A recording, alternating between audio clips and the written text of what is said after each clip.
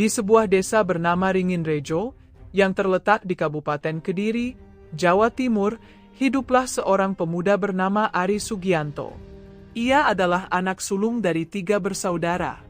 Masa kecil Ari tidak jauh berbeda dengan anak laki-laki pada umumnya, suka bermain bola, menerbangkan layangan, dan memancing. Ia bukan anak yang menonjol dalam prestasi, namun juga bukan tipe pembuat onar.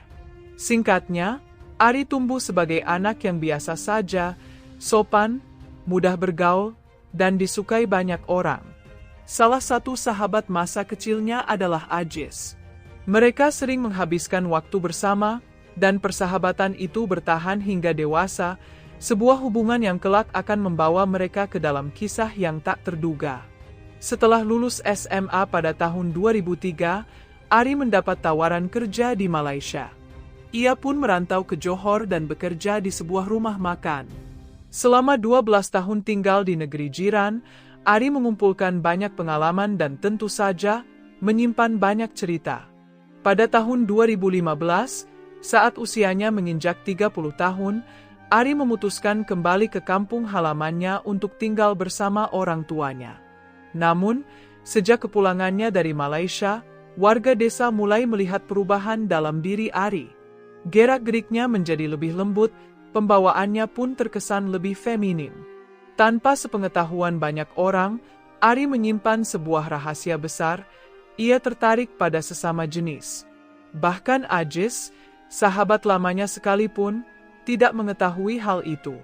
Meski demikian, Ari kembali menjalin kedekatan dengan Ajis, seperti masa kecil dulu. Ia juga membuka usaha warung makan tak jauh dari rumah, menyajikan nasi goreng dan berbagai masakan khas Malaysia yang ia pelajari selama merantau. Warung itu ia kelola sendiri, lengkap dengan sebuah kamar kecil tempat ia kadang bermalam dan beristirahat. Walau lebih sering tinggal di warung, Ari sesekali tetap pulang ke rumah ibunya yang jaraknya tidak begitu jauh. Kehidupannya terlihat biasa saja. Ajis pun sering mampir ke warung sekadar menemani atau mengobrol ringan. Sejauh ini, tak ada yang tampak mencurigakan. Semuanya berjalan normal, seperti 2 sahabat lama yang kembali akrab setelah bertahun-tahun berpisah. Namun di balik keseharian yang tenang itu, Ari menyimpan sisi lain kehidupannya yang tak diketahui banyak orang. Diam-diam, ia mulai mencari pasangan sejenis untuk memenuhi hasrat yang selama ini ia pendam.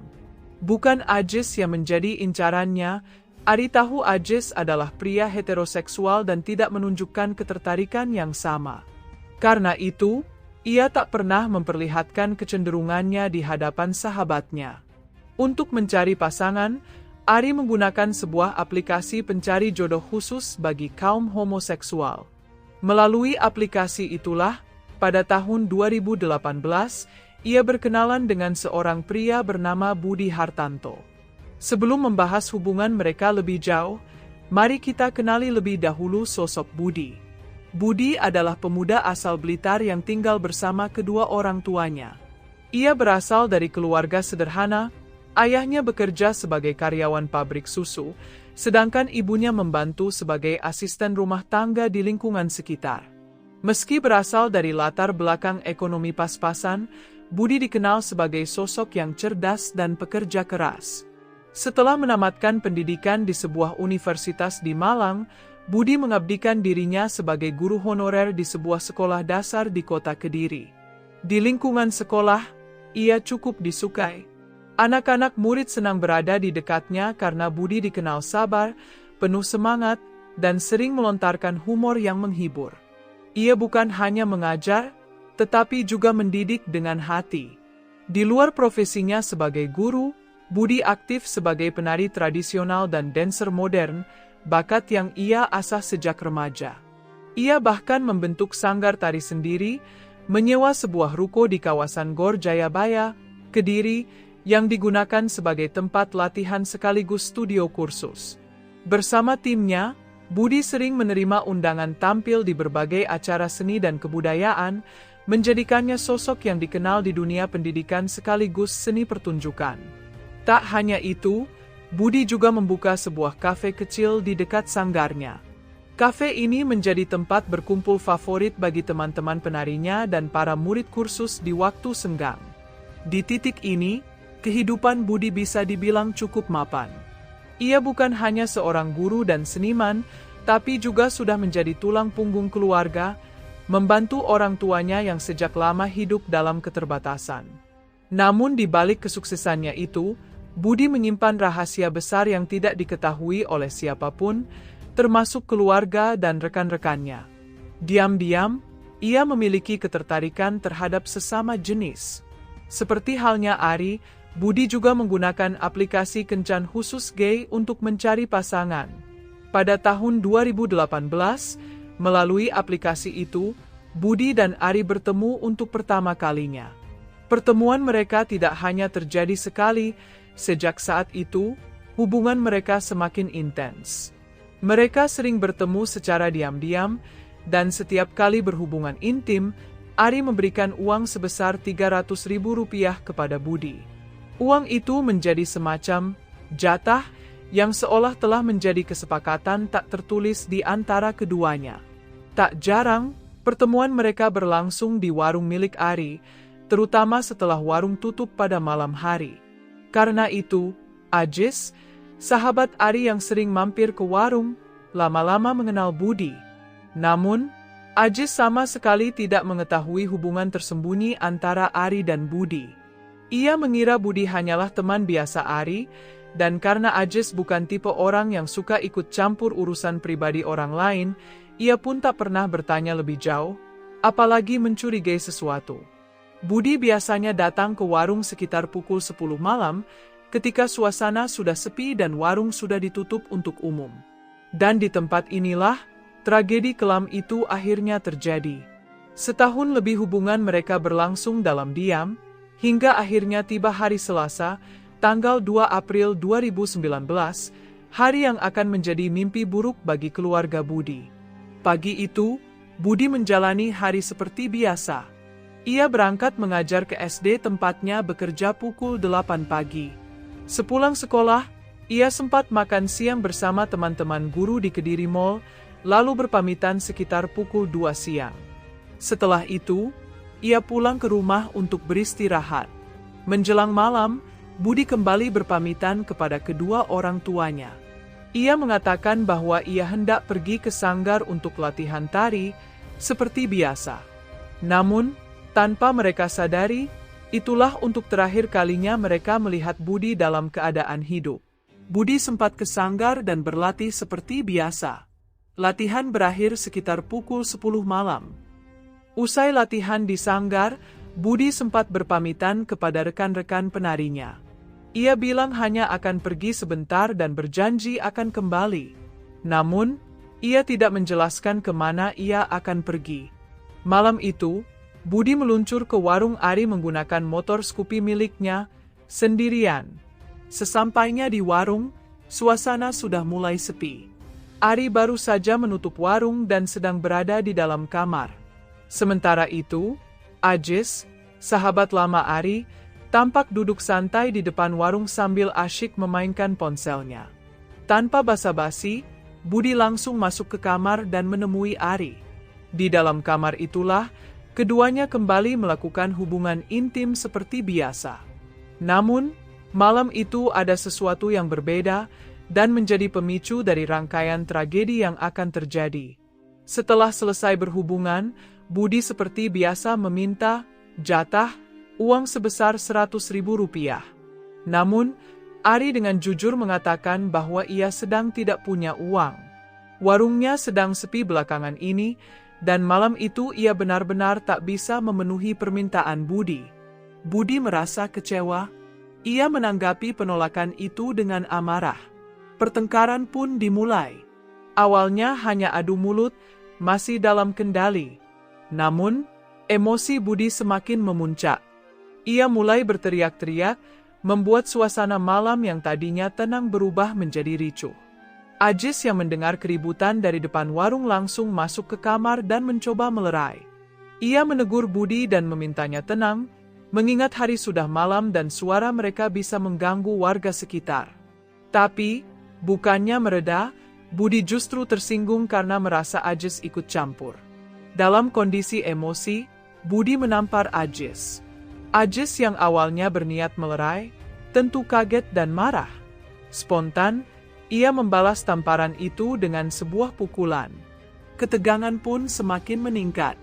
Budi yang terbakar emosi semakin menjadi.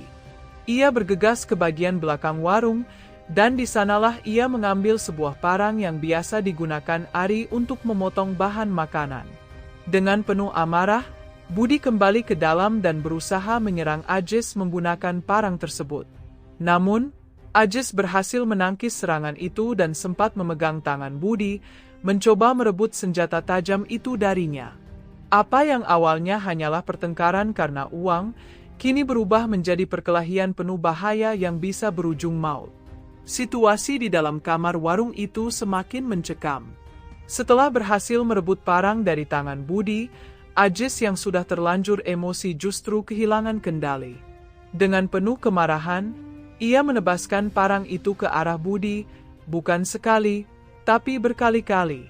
Tebasan itu mengenai leher dan tangan Budi, membuat pria malang itu jatuh tersungkur, menjerit kesakitan sambil memohon pertolongan.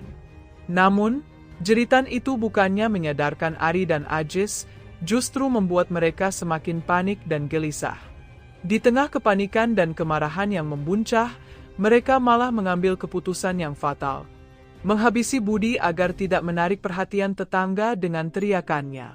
Dengan sisa tenaga dan amarah yang tidak terkendali, mereka melanjutkan serangan itu hingga akhirnya tubuh Budi terkulai diam dalam kondisi mengenaskan. Saat darah sudah membasahi lantai dan tak ada lagi suara dari tubuh itu, kesadaran perlahan kembali menghampiri keduanya.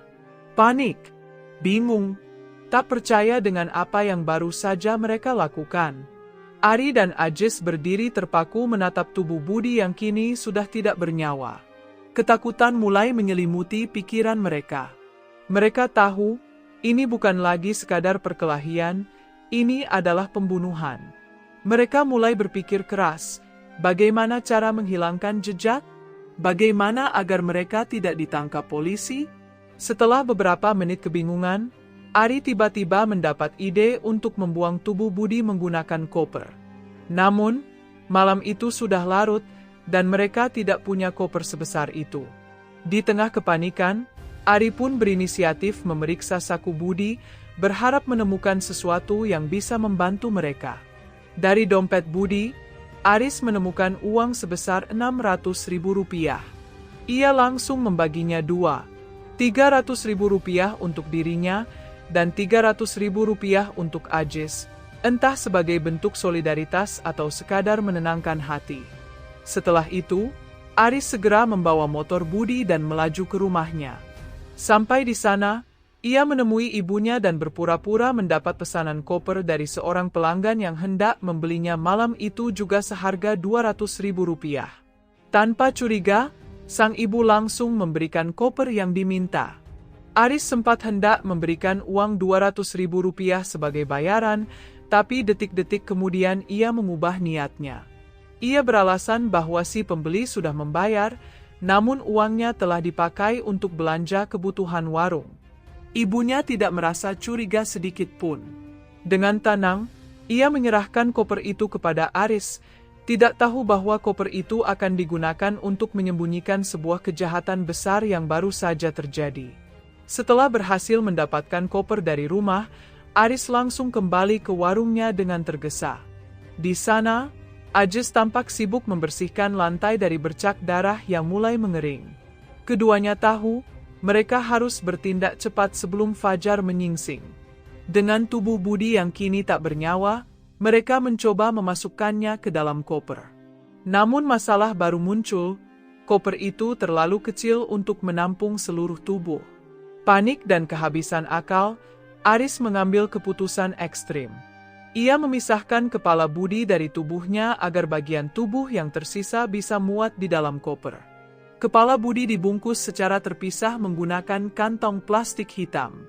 Setelah semuanya siap, mereka pun membawa koper dan kantong plastik tersebut dengan motor Scoopy milik Budi. Mereka berkeliling selama beberapa jam, mencari tempat yang sepi dan tidak mencolok. Hingga akhirnya, mereka tiba di bawah jembatan di Desa Karanggondang, Blitar, sekitar 6 km dari warung. Di sana, mereka meninggalkan koper berisi tubuh Budi di antara semak-semak. Namun itu belum selesai. Mereka masih harus menyingkirkan kepala Budi yang terbungkus kresek.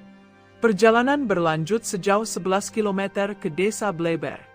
Di bantaran sungai desa itulah mereka membuang plastik tersebut, berharap arus sungai akan menghapus jejak mereka. Selesai membuang bukti utama, mereka kembali ke warung. Bersama-sama, mereka membersihkan tempat kejadian dengan teliti. Setelah yakin tak ada lagi sisa darah atau tanda-tanda mencurigakan, keduanya pulang ke rumah masing-masing.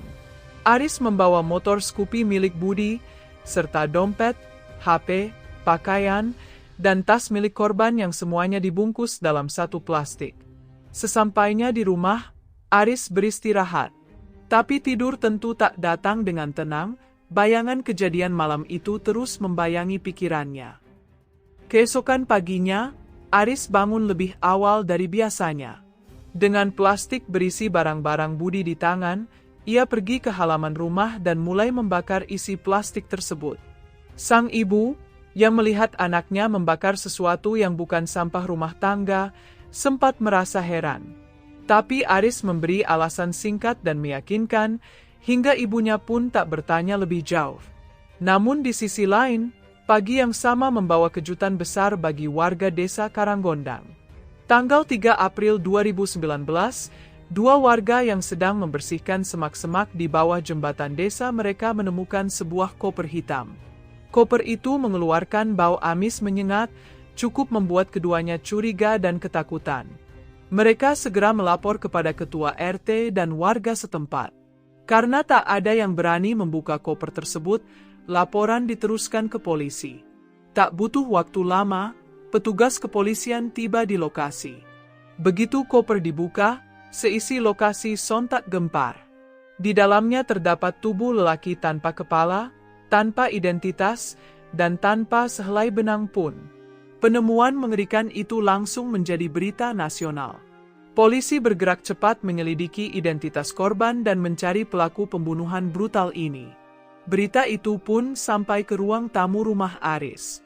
Bersama ibunya, ia menyaksikan liputan di televisi. Kamera menyorot koper hitam yang ditemukan warga. Seketika, ibunya menoleh ke arah Aris, ragu-ragu tapi penuh curiga. Ia merasa koper itu sangat mirip dengan milik mereka di rumah. Sementara itu, Aris sebenarnya sudah sangat gelisah. Namun, ia berusaha keras untuk tetap terlihat tenang di depan ibunya, tak ingin memicu rasa curiga. Ibunya sendiri, meski sempat merasa aneh dengan tingkah laku Aris beberapa hari belakangan, sama sekali tak menyangka bahwa anak kandungnya bisa terlibat dalam kasus yang mengerikan itu. Di hari yang sama, pihak kepolisian langsung mengevakuasi tubuh pria tanpa identitas tersebut ke RSUD Mardi Waluyo di Kota Blitar, Jawa Timur. Melalui sidik jari, identitas korban akhirnya terungkap, dialah Budi, pemuda yang sejak beberapa hari terakhir dinyatakan hilang. Begitu identitasnya terkonfirmasi, polisi segera menghubungi keluarga Budi untuk menyampaikan kabar duka tersebut. Tak bisa digambarkan dengan kata-kata, betapa hancurnya hati kedua orang tua Budi saat mengetahui anaknya ditemukan dalam kondisi yang begitu mengenaskan. Dalam keadaan syok dan histeris, mereka segera bergegas ke rumah sakit. Namun di sisi lain, proses penyelidikan masih berlanjut. Polisi terus mencari bagian tubuh yang belum ditemukan, yakni kepala korban. Hal ini membuat jenazah Budi belum bisa dibawa pulang untuk dimakamkan secara layak. Sementara itu, berita tentang penemuan mayat tanpa kepala menyebar cepat dan menghebohkan seluruh kota, bahkan menjadi sorotan media nasional. Teman-teman Budi pun ikut terkejut. Bahkan, beberapa dari mereka mengaku memimpikan Budi yang seolah datang meminta tolong, memohon agar kepalanya ditemukan agar ia bisa dimakamkan dengan tenang. Situasi ini semakin menekan Aris dan Ajis. Setiap hari, ketakutan mereka makin besar karena kasus ini terus menjadi sorotan. Mereka tahu, Cepat atau lambat polisi akan menemukan pelakunya. Aris pun mengusulkan agar mereka kabur, berpencar untuk menghilangkan jejak. Ajis, yang bingung harus pergi kemana, akhirnya hanya bersembunyi di rumah salah satu saudaranya yang masih berada di wilayah Kediri. Sementara Aris memilih untuk kabur lebih jauh. Ia pergi ke rumah kerabatnya di Ngawi, Jawa Timur. Namun, karena masih merasa belum aman, Aris pun kembali membuat rencana pelarian. Kepada saudaranya, ia berpura-pura mengatakan bahwa ia memiliki urusan penting di Lampung. Dengan alasan tersebut, Aris pun naik bus malam itu juga dan meninggalkan Ngawi menuju Lampung, berharap bisa benar-benar lepas dari kejaran hukum. Apa yang tidak mereka ketahui adalah bahwa polisi sudah selangkah lebih maju. Melalui pelacakan ponsel Budi, penyidik menemukan bahwa HP korban terakhir kali aktif pada malam kejadian di lokasi yang mengarah ke warung milik Aris. Polisi pun segera mendatangi tempat tersebut. Namun, sesampainya di sana, warung itu sudah dalam kondisi tutup sejak beberapa hari sebelumnya. Tak ingin kehilangan jejak, polisi mulai mengumpulkan informasi dari warga sekitar. Dari situlah mereka mendapatkan nama Aris, pemuda penyewa warung tersebut. Nama itulah yang akan menjadi kunci dalam mengungkap siapa dalang sebenarnya dari pembunuhan tragis ini. Setelah berhasil mengumpulkan petunjuk penting dari lokasi kejadian dan hasil pelacakan ponsel Budi, polisi segera bergerak cepat. Mereka mendatangi rumah Aris untuk meminta keterangan. Kedatangan aparat kepolisian tentu saja mengejutkan kedua orang tua Aris. Wajah mereka langsung pucat begitu mengetahui bahwa anak mereka sedang dicari terkait kasus pembunuhan sadis yang sedang menjadi sorotan nasional. Namun, sang ayah dengan jujur memberitahu bahwa Aris sudah pergi beberapa hari lalu ke rumah kerabatnya di Ngawi. Mendengar informasi itu, tim kepolisian tak membuang waktu. Mereka langsung menghubungi aparat di wilayah Ngawi dan bergerak menuju alamat yang disebutkan. Setibanya di rumah saudara Aris, polisi kembali mendapat kabar baru. Aris ternyata sudah tidak berada di sana. Ia telah berangkat ke Lampung sehari sebelumnya dengan menumpang bus antar kota. Fakta ini membuat polisi harus segera bertindak. Mereka pun melakukan pelacakan terhadap bus yang ditumpangi Aris. Hasilnya, didapat informasi bahwa bus tersebut telah memasuki wilayah Jakarta. Demi mencegat pelarian Aris, Polda Jawa Timur pun berkoordinasi dengan Polda Metro Jaya di Jakarta. Kerjasama lintas provinsi ini membuahkan hasil. Pada tanggal 11 April 2019, Aris berhasil ditangkap saat bus yang ditumpanginya tengah melintas di kawasan Tegal Parang, Setiabudi, Jakarta Selatan. Tanpa perlawanan, Aris langsung digelandang kembali ke Jawa Timur untuk menjalani pemeriksaan intensif. Saat interogasi, bukti-bukti yang mengarah kepadanya sudah sangat kuat, termasuk motor milik Budi yang ditemukan di rumahnya. Tak mampu mengelak lagi, Aris akhirnya mengakui semua perbuatannya. Dari pengakuannya, terungkap fakta mengejutkan. Aris dan Budi ternyata memiliki hubungan pribadi yang lebih dari sekadar teman biasa. Pengakuan ini membuat kasus tersebut semakin menarik perhatian publik. Aris juga menyebut bahwa ia tidak bertindak sendirian, ada satu nama lain yang terlibat, yaitu Ajis. Bersamaan dengan penangkapan Aris, polisi pun segera melakukan pencarian terhadap Ajis. Tak butuh waktu lama, pada malam hari yang sama, Ajis berhasil diamankan di rumah saudaranya di wilayah Kediri. Namun, meskipun kedua pelaku telah tertangkap, satu bagian penting dari tubuh korban masih belum ditemukan, kepalanya. Karena itu, Aris dan Ajis kemudian dibawa oleh polisi untuk menunjukkan lokasi tempat mereka membuang bagian tubuh tersebut. Setibanya di desa Bleber, mereka menunjuk satu area semak bambu yang berada di tepi sungai. Saat petugas mulai masuk ke dalam semak tersebut untuk mengambil barang bukti, Ajis mendadak panik dan mencoba melarikan diri. Tak ingin kecolongan, polisi pun melepaskan tembakan peringatan. Karena tak digubris, polisi akhirnya menembak kaki Ajis untuk melumpuhkannya. Dari dalam rimbun pepohonan bambu itu, Akhirnya polisi berhasil menemukan kepala Budi yang masih terbungkus rapi dalam kantong plastik hitam. Penemuan tersebut menjadi potongan terakhir dari teka-teki mengerikan yang selama ini mengguncang masyarakat. Setelah bagian terakhir dari tubuh Budi akhirnya ditemukan, barulah jenazahnya bisa dipulangkan ke pelukan keluarganya. Tangis dan duka menyelimuti proses pemakaman yang berlangsung dengan penuh haru. Kini, Budi bisa dimakamkan secara layak, meskipun cara ia pergi tak akan pernah bisa dilupakan oleh siapapun yang mengenalnya. Sementara itu, di balik jeruji besi, Aris dan Ajis hanya bisa menatap nasib dengan penuh penyesalan. Dalam konferensi pers yang digelar usai penangkapannya, Aris tak kuasa menahan air mata. Ia meminta maaf kepada keluarga Budi, dengan suara bergetar mengakui semua perbuatannya. Ia bahkan sempat berkata bahwa dirinya tak pernah berniat menghabisi nyawa Budi, bahwa di lubuk hatinya masih ada rasa sayang terhadap Budi. Namun, ucapan maaf itu tak mampu mengembalikan nyawa yang telah hilang. Tidak ada kata cukup untuk menggantikan kehilangan yang dirasakan oleh keluarga korban. Masyarakat hanya bisa berharap agar keadilan benar-benar ditegakkan, dan bahwa keduanya dijatuhi hukuman seberat-beratnya atas apa yang telah mereka lakukan. Setelah menjalani proses hukum yang cukup panjang, akhirnya pada tanggal 4 November 2019, vonis dijatuhkan. Aris dan Ajis divonis masing-masing 14 tahun penjara. Hakim memutuskan bahwa tindakan mereka tergolong sebagai penganiayaan berat yang menyebabkan kematian, bukan pembunuhan berencana. Karena itu, hukumannya pun berbeda dari mereka yang membunuh dengan perencanaan matang. Meski begitu, vonis ini tetap menjadi pengingat bahwa setiap tindakan memiliki konsekuensinya. Dan dalam kasus ini, konsekuensinya tak hanya merenggut satu nyawa, tapi juga menghancurkan masa depan dua orang lainnya. Dari tragedi ini, kita semua bisa belajar satu hal penting. Jangan pernah mengambil keputusan saat amarah menguasai. Sebab, keputusan yang lahir dari kemarahan seringkali berujung pada penyesalan. Hati-hati dalam melangkah, karena kita tak pernah tahu kapan bahaya bisa datang menyergap.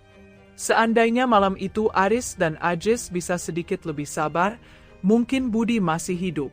Mungkin semuanya akan baik-baik saja, dan ketiganya masih menjalani hidup seperti biasa. Tapi sejarah tak mengenal kata seandainya. Penyesalan memang selalu datang di akhir. Dan semoga kasus ini bisa menjadi pelajaran yang mendalam bagi kita semua. Terima kasih telah menonton sampai akhir. Sekian dulu ceritaku kali ini, dan sampai jumpa di ceritaku selanjutnya.